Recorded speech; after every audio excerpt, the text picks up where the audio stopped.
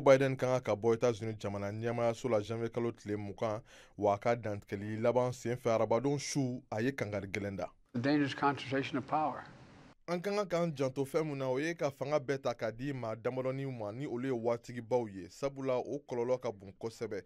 Waritigi fanga o ye fɛn ye an kan k'an janto mun na mun bɛ ka dankari États-Unis ka bɛjɛ fanga la wa o bɛna dankari an ka hakɛw ani an ka yɛrɛyeya la.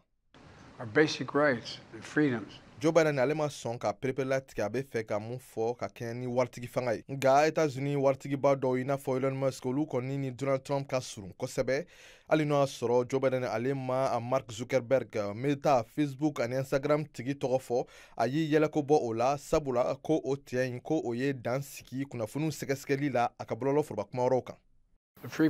Kunnafonidisow barika bɛ ka dɔgɔya kunnafonidilanw bɛ ka tunu wa bɔlɔlɔ foroba kumayɔrɔw olu tala ka kunnafoniw sɛgɛsɛgɛ bilen nkalon de b'a la ka se sɔrɔ tiɲɛ kan wa o bɛɛ bɛ kɛla wari ani nata de kun kɔrɔ. Joe Biden ale y'a ka fanga kun cɛ sira ɲuman dɔ kan ka kɛɲɛ ni États-Unis kɔkan kow sabula bɛnkan sɔrɔla Israel ani Hamas ni ɲɔgɔn cɛ ka kɛɲɛ ni maaw ye minnu tun jagoya minɛlen bɛ Gaza o bɛnkan fɛɛrɛ minnu bɛna waleya fanga kura ka sarati kɔnɔna la.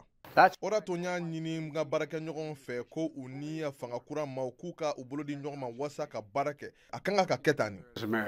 Bataki sɛbɛn dɔ kɔnɔ mun carila Joe Biden ale y'i kanbɔ ka kɛɲɛ ni a ka fanga daminɛ ye o mun kɛra Covid bana hokumu kɔnɔna la ka fara o kan a y'i kanbɔ fana ka kɛɲɛ ni janvier kalo tile 6 wulikajɔba ye mun kɛra Donald Trump kanubaw fɛ ka ɲɛsin États-Unis Capitol wasabulon ma sabula o maaw tun ma jɛ ni san 2020 jamana ɲɛma kalata jaabi ye o mun ye sebaya di Joe Biden ma. Joe Biden ye fanga bila sarati kelen dama kɔfɛ ka sɔrɔ 100 la mɔgɔ 39 olu y'a jira k'a fɔ ko olu jɛra n'o ye Gallup ka fɔ la. If Trump is really proves to be ni Donald Trump ye dankari bɛjɛ fanga na i n'a fɔ Joe Biden ani démocrate dɔw y'a fɔ cogo min na o kɔni na maaw bɛna fɔ ko a ka kumakanw waleyala nka ni Donald Trump ka fanga kɔni kɛra a ɲɛma hali n'o y'a sɔrɔ a ye gɛlɛya damadɔni sɔrɔ nka n'a sera ka ko ɲɛnama caman kɛ o fana na maaw kɔni hakili bɛna to Joe Biden la dɔɔni ka kɛ ni a ka baarakɛlaw ye.